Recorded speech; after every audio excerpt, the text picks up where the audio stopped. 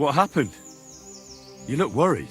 My husband Vostatek left to go hunting and hasn't come back. I'm worried that something happened to him. He's von Burgo's lead huntsman, and the forest is full of poachers these days. Maybe he just got caught up somewhere. Not a chance. We're invited to young Lord Semin's wedding. He wouldn't dare miss that by wandering around the woods for so long. What would Lord Semin think if we didn't show up? It would be a disgrace. He sometimes loses track of time out in the woods, but I've got a really bad feeling about it this time. One time, Vostatek didn't come home for 4 days after his horse broke its leg in the woods. I had a feeling right away that something bad had happened. And I have that same feeling now. Do you reckon you could help me? Does that happen often? That he gets lost in the woods? He disappears for a while from time to time. When he gets old, What is it? You can... he drinks a bit sometimes. His job isn't easy, so I understand when he does. I understand. But maybe you're right, and it really... Exactly. Do you know where he might be? Where is his hunting ground? In all the forests here around Vidlag Pond. He didn't tell me exactly where he was going, but maybe Vitek knows. Vitek? Our son. So your husband got lost when he was out hunting, and you want me to go and find him? I'd go myself, but Vostatek doesn't want me going to the woods on my own. He says it's dangerous. But you look like a fearless lad, and I'll be sure to reward you for your efforts. All right. I'll bring Vostatek back to you. Thank you. I wouldn't send you if I didn't think it was necessary, but I have a really bad feeling about this. Before you leave, please make sure to talk to Vitek. Maybe he'd know where his father was headed. Why doesn't Vitek go looking for Vostatek then? I told him, but the lad is young and stubborn. He just doesn't listen to me. And besides... All right. I'll let you know as soon as I find... Be careful out there. See you soon, my friend.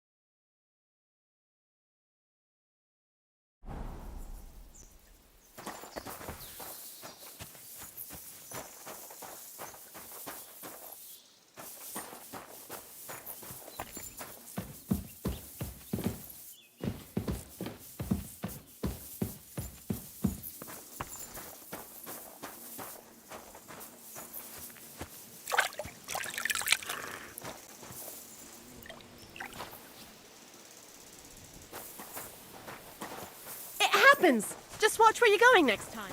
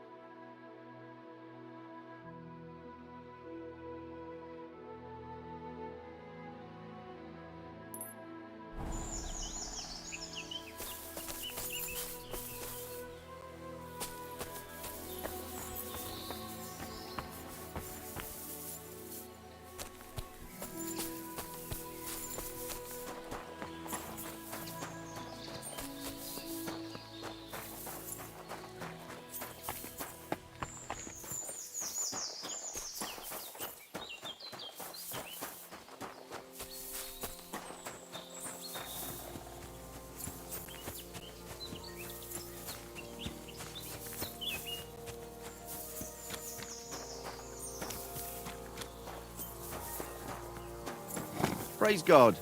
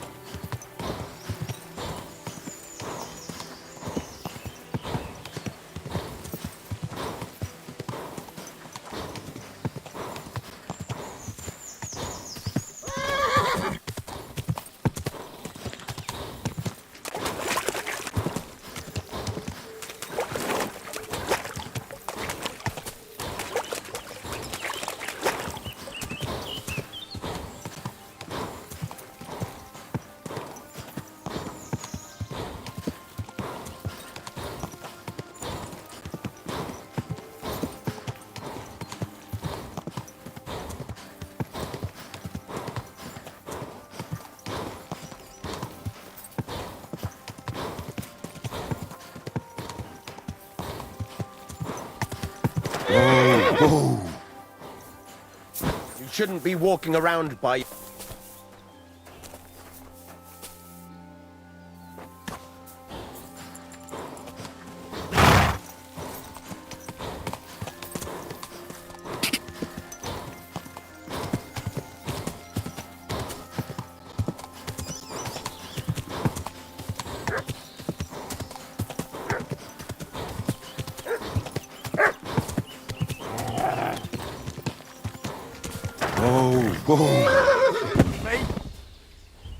I'm here, fellas!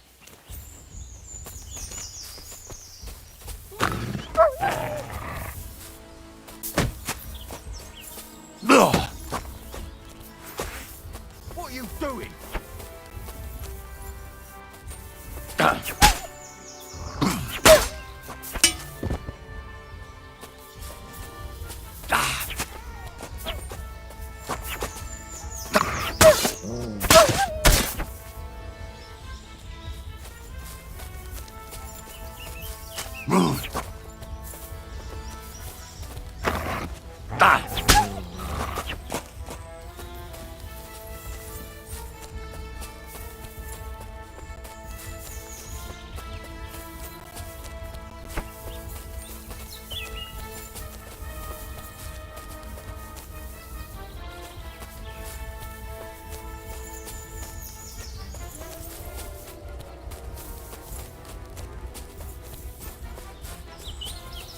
Mercy! I surrender!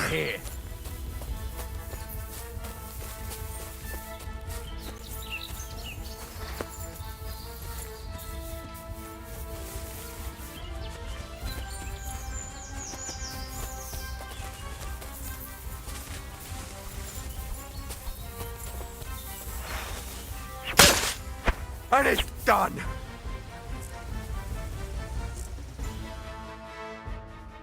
Holy shit. That was a close one. Thank you. I'd have been shredded to pieces if it wasn't for you.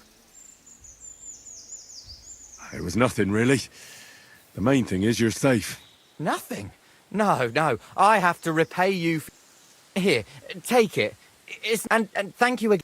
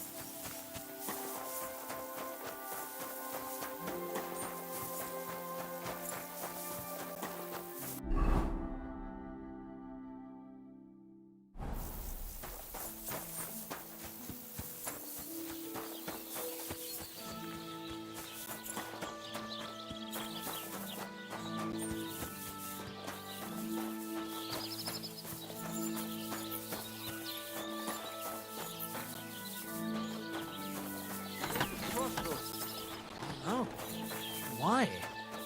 A lovely tree like that. It's a nice place to rest when you're passing by in the summer. God be with you. What can I do for you? I heard you could use a helping hand at the forge. I could. My last two hands, well, they're not worth mentioning. And what with the wedding coming up, the work is piling up. What do they call you? Henry. I'm Radovan. You should know, Henry. The blacksmithing isn't for everyone. Have you done it before? Yeah. I basically grew up in the forge. My father was a swordsmith, and not just any. He even forged swords for the nobility. For the nobility, eh? Well, that kind of experience will come in very handy for me indeed. As it happens, I have to forge a wedding present for young Lord Semine. A fine sword. So you'll take me on? Hold your horses. I'll have to try you out first.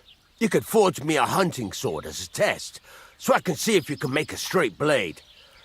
That shouldn't give you much trouble if your father was a swordsmith, should it?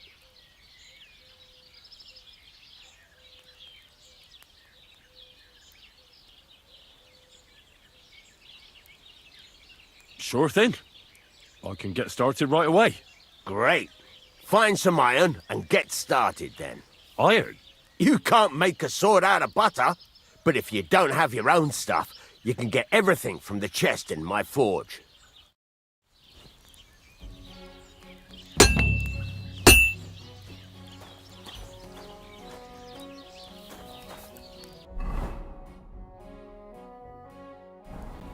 Go over to the anvil and let's get started.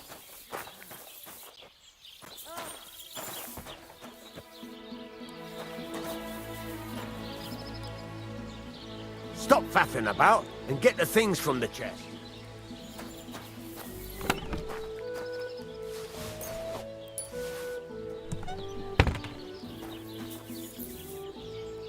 Then go over to the anvil and let's get started. Furnace is cold now. Give it a practice try. Some things, like swords, are too long to fit in the fire. You have to heat it up. Try poking it around for a bit. Now get the furnace nice and hot. There's a lever above it. Give it a pull. Work the bellows.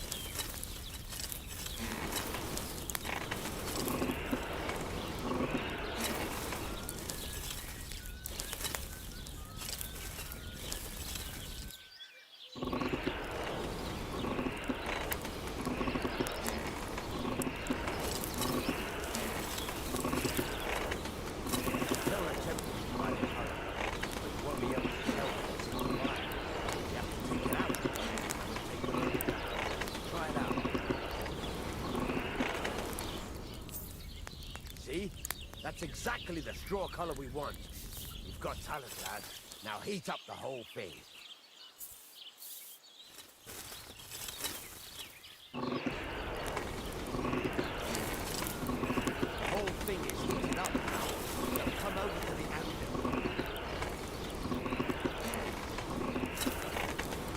Try moving the sword along the anvil so you can get the hang of it.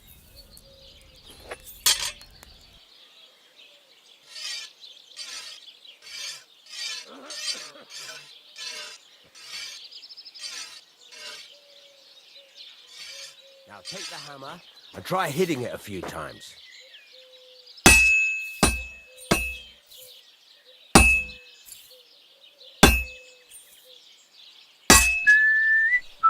See the sparks?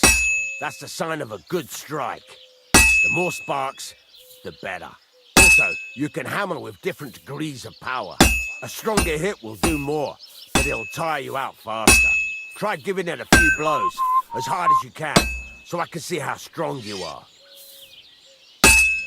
That's got a nice ring to it. Of course, if it was all about hitting an anvil with a hammer, any dolt could do it. You've got to hammer the workpiece evenly. One hit next to the other.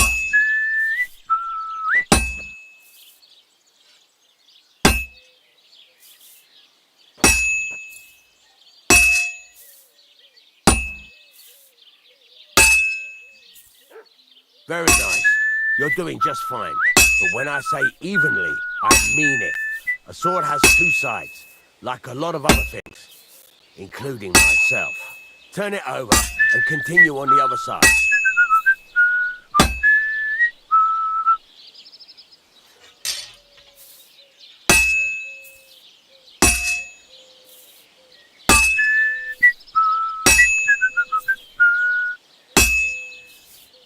Nice.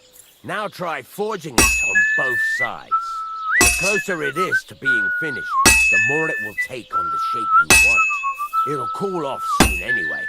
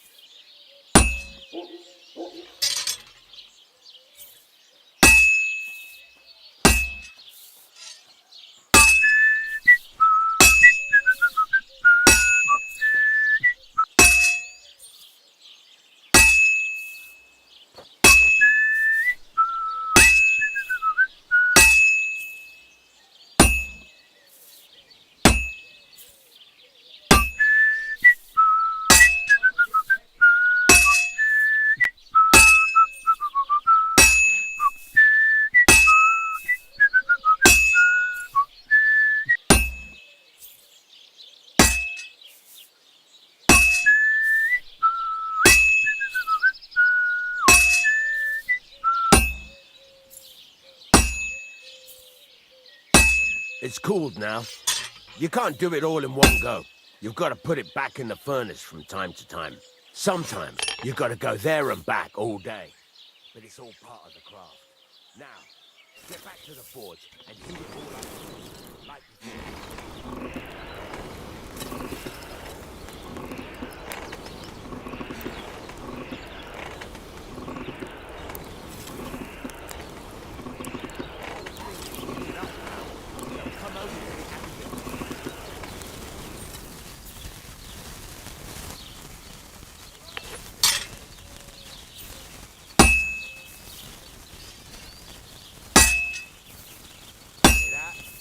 Besides the spark, you can tell a good strike by the sound it makes. Well struck. See how it's taking on the right shape? That's how you can tell it's almost finished. Now, I've got a piece of advice for you. Hammer to a rhythm. When I hammer a piece to a beat, the work goes by easier. Sometimes I'll whistle to myself to keep the rhythm going. There you go. You've got it finished. All that's left is to temper it, and the sword will be done. The rest is just tweaking.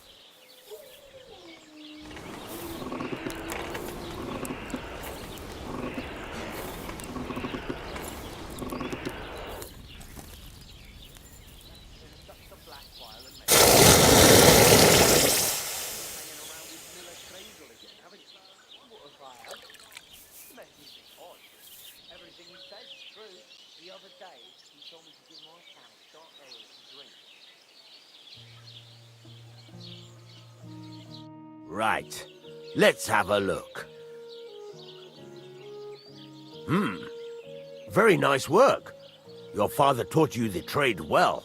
He'd certainly be happy to hear that. If you carry on hammering as well as you did today, you've definitely got a job here. Even so, keep in mind, it's all about making sure every strike does its job. That's why you can't let it get cold, or keep striking the same spot. If you work evenly, each strike falling right next to the last one, you can't go wrong. Got that? Or is there something else you want to ask about? What good does it do me to whistle while I work? It makes you work to a rhythm.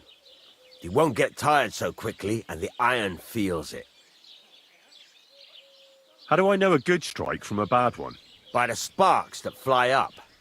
And by the ring. It rings out with a different sound when you do it right.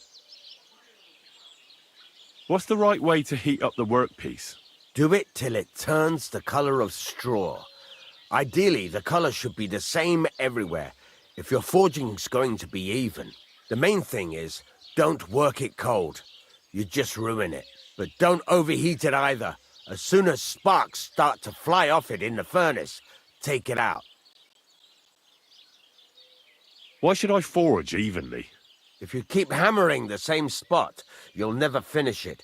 You'll just fuck it up. But jumping from one end to the other ain't a good idea neither. You'd end up working unevenly. The best thing to do is aim each strike next to the one before. How will I know it's finished? Notice the shape. The closer you are to finishing, the more precise the shape it will have. Thanks. That's all I need to know. You can sleep in the chamber by the woodshed. And there's a chest where you can keep your things. And of course, you can use the forge anytime you want. Any questions? Where can I get materials? You can buy some essentials from me. But if you want to make a fancy sword with lots of ornamentation, you'll have to look elsewhere. This is just a village, you know. The locals ain't after luxury. And they can't afford it neither. What can I do with the items I've forged? Well, you can sell them. Though you probably won't have much luck around here. But I'll happily buy some of the nicer things from you. Where exactly is my bed? At the side of the house, there are 2 doors and a wheelbarrow between them. You go in by the rear door, next to the woodshed, and you can put your things in the chest there. Don't worry, nobody'll steal them. What now? What do you think? You're not going to be idle. I'll find you some work to do right away. You're pretty good at swords, but what the locals really need is axes and horseshoes. Right, here are some simple drawings that show what they're both supposed to look like. And some iron. You can get down to it right away. Just like that? You aren't going to help me? Sacre, lad. I chose you because you already know a thing or two. I'm not going to look over your shoulder all bloody day.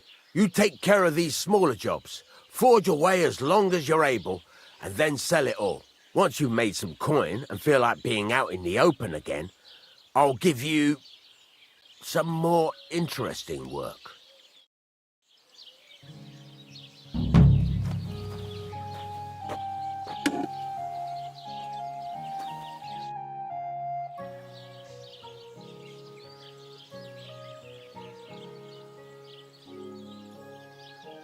It's about those two idiot hands of mine, Venser and Franzi. They drove off with a cart full of goods towards Semine, and they never came back. Do you want me to find them? Just so. But more importantly, I want to know where my cart ended up, and especially the cargo. Go to Semine and find out what the bloody hell happened. Have you any idea which way they might have gone? I could have a look along the way. Maybe their cart broke down or something. There's only one road to Semine that can take a cart. It leads from Takov to Troskovitz, and then to the south. But I've got a bad feeling they got up to no good in Semine.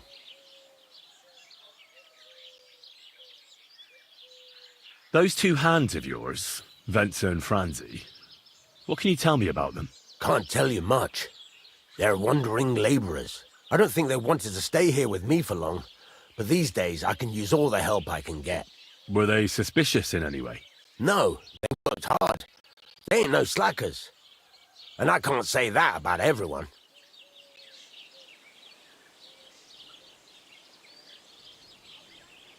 What was the cart carrying?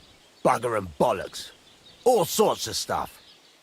I'd say Lord Semine wants to rearm his garrison with new equipment. There were some hunting swords, bastard swords, crossbow bolts. I also fixed the trigger on young Semine's crossbow. And some kitchen stuff. Sacks of charcoal, all sorts of things. There's a good month's work in that cartload.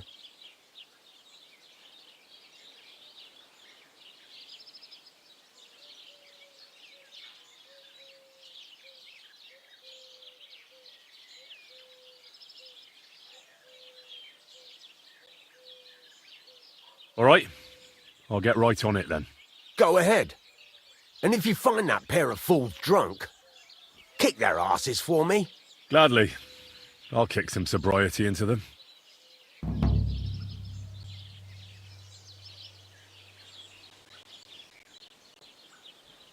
Can I ask you about that cart? What is it you need to know? All right, I'm on my way. Time's wasting. There's a couple more things I... Ask away. Thanks. That's all. I'm still not really sure of myself in the forge. Why not? Why don't you forge me another hunting sword? Yeah. Let's see what you can...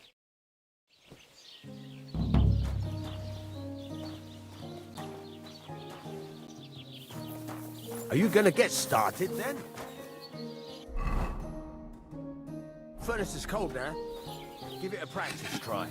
Some things, like swords, are too long to fit in the fire. You have to heat it up. It's like poking it around for a bit. Now get the furnace nice and hot. There's a lever above it. Give it a push. Works well.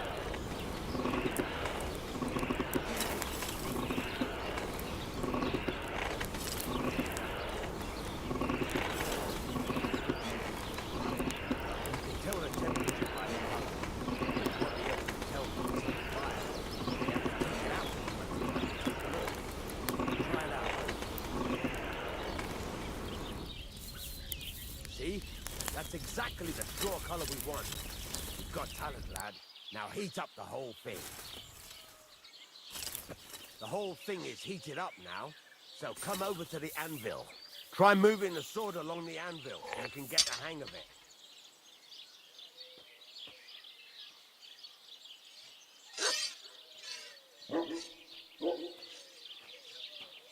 Now take the hammer and try hitting it a few times.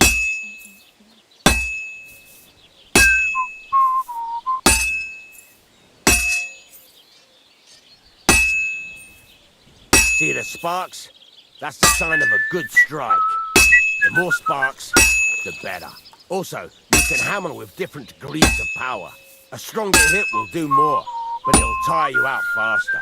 Try giving it a few blows, as hard as you can, so I can see how strong you are. That's got a nice ring to it. Of course, if it was all about hitting an anvil with a hammer, any dolt could do it. You've got to hammer the workpiece evenly. One hit next to the other. Very nice. You're doing just fine. But when I say evenly, I mean it. A sword has two sides, like a lot of other things, including myself. Turn it over and continue on the other side.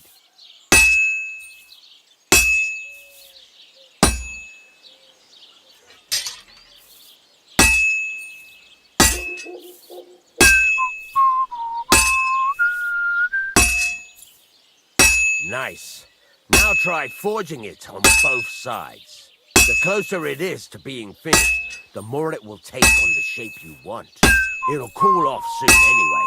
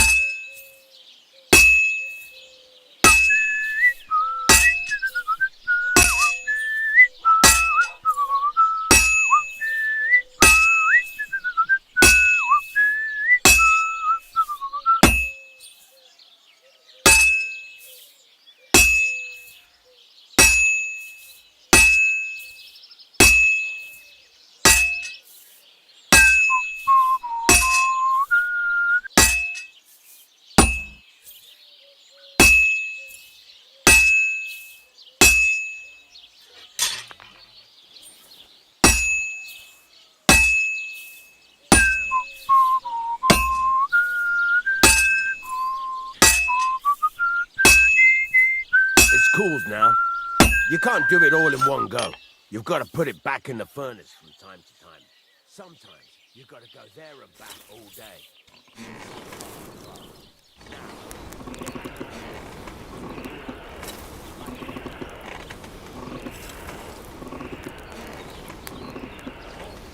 Get up now. So come over to the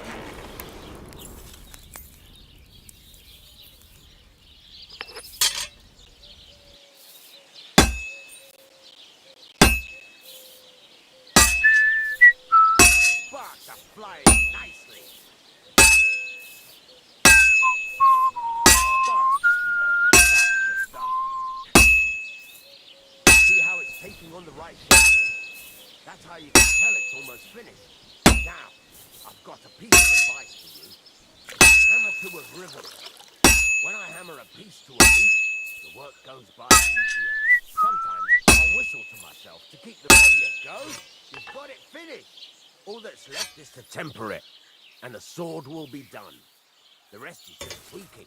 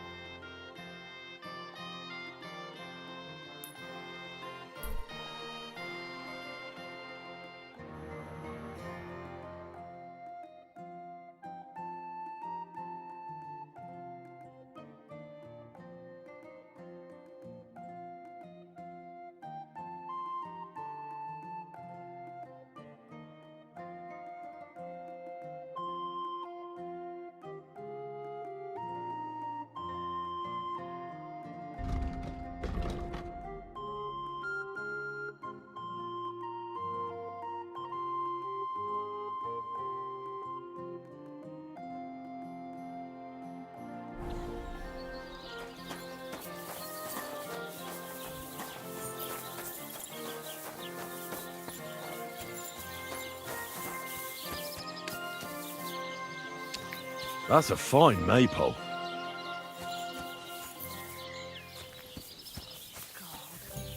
Why? Huh?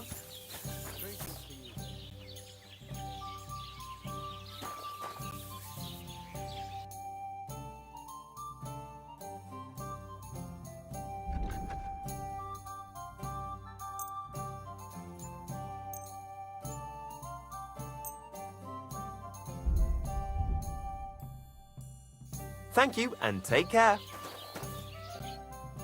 What will it be? What's new around here? You should pay a visit to Old Mouth sometime. He's our local storyteller, you know. He could tell you all sorts of interesting things, but only if you bring him some liquor. Don't forget, I have some here to sell, if you want. I'm working on a little practical joke myself. We have this little dispute with the Geliovites. You might be interested. And that's all I'd say. Sounds interesting. Thank you, innkeeper. You having problems with the Geliovites? Not just me, my friend. They're the biggest bastards around. They've been nothing but trouble for years. The winter before last, they piled snow in front of everyone's doors at night, so no one could get out of their house. And last year, they broke into my cellar and pissed in my beer barrel. Gracious. I hope you got your aim back on them. Not yet, no. But since you're here, I've got a plan you could help me out with. I'd pay you well. You can count on that. What exactly would you like me to do? Don't worry.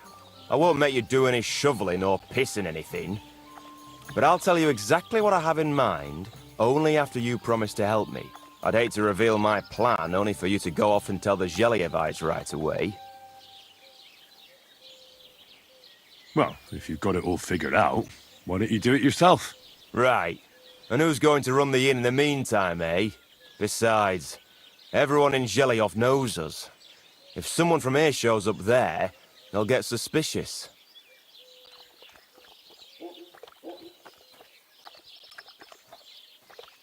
All right. I'll help you. Listen up then. Old Albram, the owner of the biggest plot of land in Gelioff, has this beautiful bull. White as snow he is, the finest animal far and wide. Obviously, he's very proud of it. Very protective too. Now I mean you, will give his beautiful snow-white bull a nice new coat of paint. Albram is going to lose his mind. Simple, right? Well, not really. All right, it's a little complicated, but I'm sure you'll manage. First, we have to get some paint. I don't reckon we'll be able to get any here in the village, but you can try and ask Bartoszek, the tailor in Trotskovitz. I hear he dyes his own fabric. And after that, we'll have to make sure the bull stays still while you're painting it. Try asking Radovan, the local blacksmith. I hear he can make some kind of sleeping potion. If you pour it in the bull's water trough, I'm sure it'll do the trick. But watch out. That beast is enormous. You'd better put at least 3 doses of the potion in there. Well, I have to say, I expected this to be easier. You could have at least given me the paint. Oh, ain't you a little princess? No guts, no glory. And remember, it's supposed to be a joke. If you get caught, or something goes wrong, the whole thing will be ruined. Right. So I need paint, sleeping potions, and to not get caught.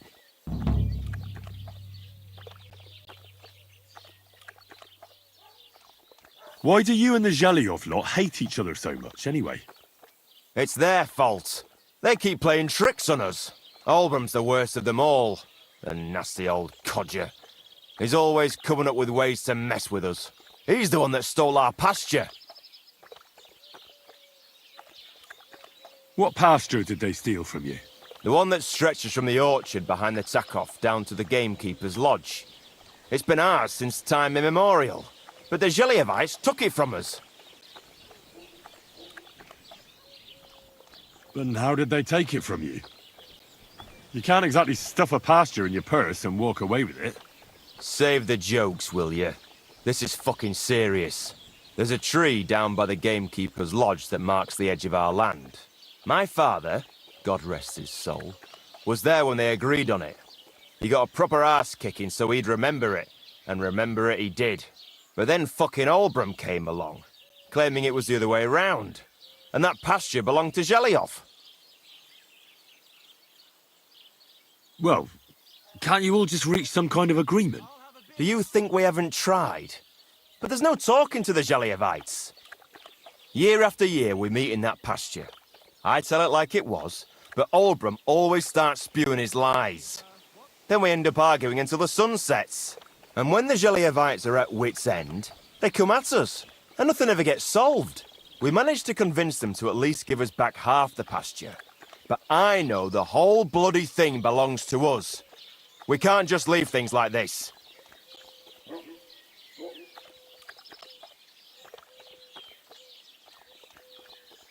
Have you tried asking Lord von Burgos for help? Of course, but he'd have none of it. He said, but the bailiff couldn't care less. He said we should deal with Olbram ourselves.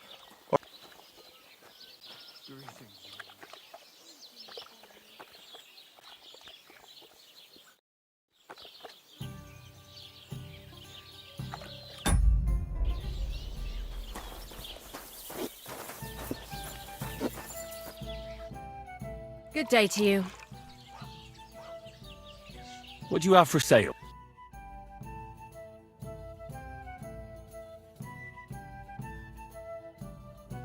Nothing suits your fancies, eh?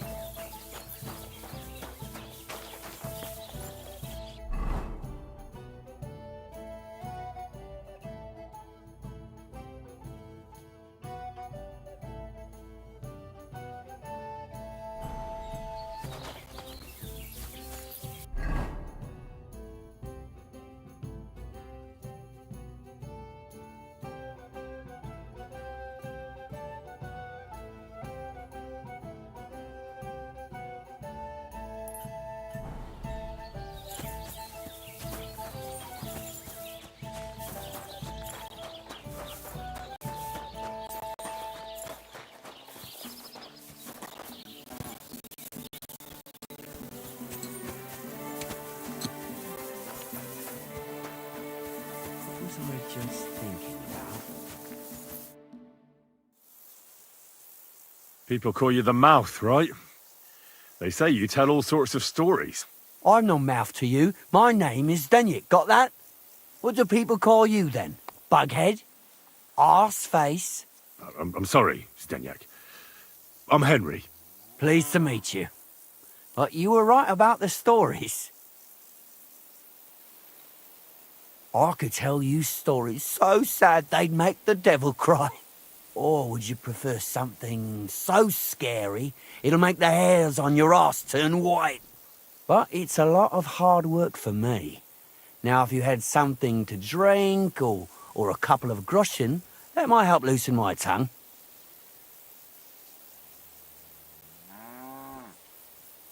I know quite a few stories myself. How about a trade? A story for a story. All right, then. But if it's the one about the magic porridge pot, don't bother. I've heard it 100 times. And that story always leaves me feeling hungry.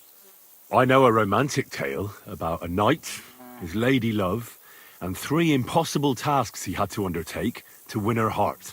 He had to bring her the sweetest wine, tame the wildest horse, and make a crown with the rarest gem. And then? What happened when he'd done all 3? Well, the lady of his heart showed her gratitude by giving him the most precious thing she had. And I'm not talking about gold.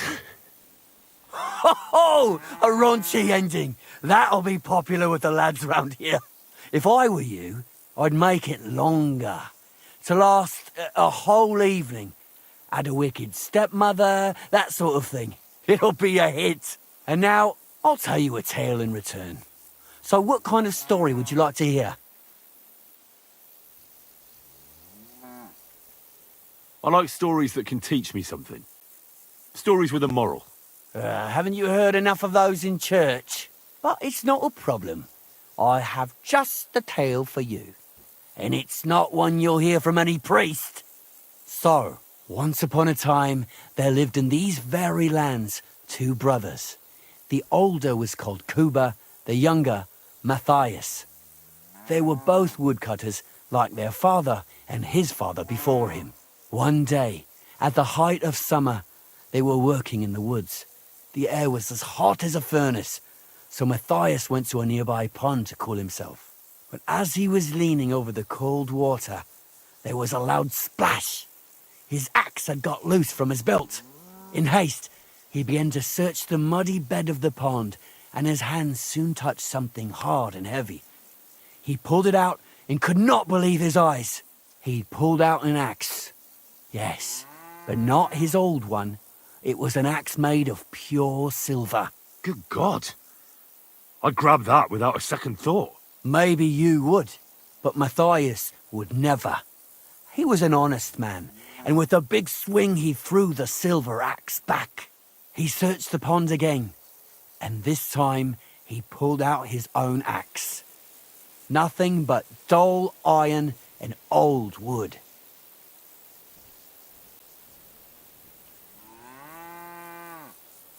I reckon that was the right choice. Who knows who the silver axe belonged to? Well, quite. Listen on. Matthias was just about to leave when suddenly a water goblin came out of the pond, silver axe in his hands, and he said, "You're a righteous man, Matthias, and for your honesty, you may keep both axes." Matthias, not hanging around for the goblin to change his mind, took up both axes, gave us thanks, and ran to tell Kuba all about it. Kuba, however, was not best pleased with his little brother's fortune. He deeply envied Matthias for his newfound wealth, so he set out to try the same thing. He ran as fast as his legs could carry him straight to the pond, threw his own axe in, and began a pretend search for it. Yet Kuba had no luck. He pulled out the axe he'd thrown in himself, so he tried again. Tricked by sunlight, he grabbed something shiny, only to pull out his old iron axe again. Enraged, he hurled his axe back into the water and yelled, "Fuck this axe! I want a silver one!" But the water goblin heard his shameful cry and was greatly upset by Kuba's greed. So, when Kuba reached down into the water for a third time, the water goblin seized his hand, pulled him down whole to the dark depths, and drowned him.